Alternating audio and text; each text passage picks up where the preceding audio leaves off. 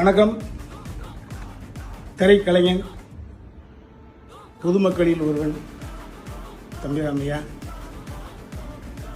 கேரள ஆளுநர் மற்றும் தமிழ்நாடு பொறுப்பு ஆளுநர் ஐயா அலேக்கர் அவர்களுடைய பாதம் தொட்டு நான் வணங்குகிறேன். நீங்கள் மிகப்பெரிய அறிவாற்றல், ஆளுமை கொண்டவர் என்ற நிலை இருந்ததால் தான் உங்களுக்கு இந்த பொறுப்பு வழங்கப்பட்டுள்ளது. நான் எந்த கட்சியும் சாராதவன், புரட்சித் தலைவர் எம்ஜிஆர் மீது மட்டும் பக்தி கொண்டவன். இப்பொழுது நடந்து முடிந்த தேர்தலில் 40% ஓட்டை இளைய தளபதி விஜய் அவர்கள் வாங்கியிருக்கிறார்கள். 2 கோடி பேர் ஓட்டு போட்டுக்கிறாங்க. 2 கோடி பேர் என்பது ஓட்டுரிமை படைத்தவர்கள். இதில் ஓட்டுரிமை அற்ற மாணவர்கள், மாணவிகள், எனது பேத்தி, எனது பேரன், எல்லா குடும்பங்களில் இருப்பவர்களுடைய ஆசையும் அபிலாஷையும் அதில் ஒளிந்திருக்கிறது.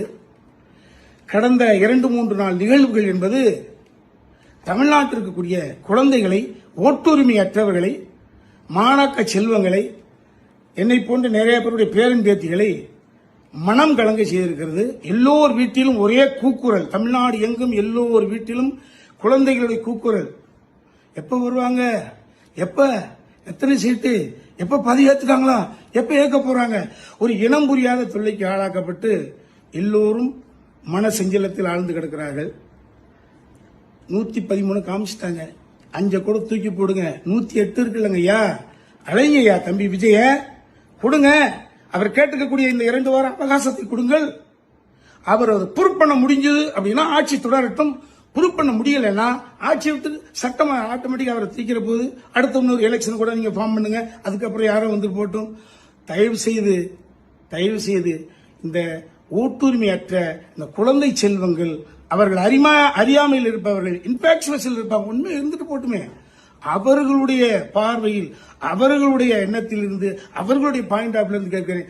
அலேக்கர் ஐயா தம்பி விஜய் அவர்களை அடுத்த எம்ஜிஆர் ஆகியவிட்ட எம்ஜிஆர், அவ்வளவுதான், உண்மைதான். அதிமுகவில் இருக்கக்கூடிய வெற்றி பெற்றிருக்கக்கூடிய பாண்டிச்சேரியில் இருக்கக்கூடிய எம்எல்ஏக்கள் புரிந்து கொள்ள வேண்டும்.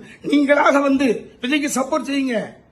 அடுத்த எம்ஜிஆர் சார் கூப்பிடுங்க, அவர் ஆட்சி கட்டில் அமர வைங்க.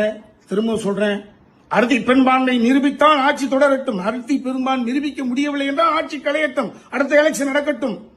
அலேக்கர் ஐயா, அலைங்களையா தம்பி விஜயை, இந்த குழந்தைகளையும் சிறார்களையும் மன ஊனத்திலிருந்து காப்பாற்றுங்களையா. நன்றி, வணக்கம்.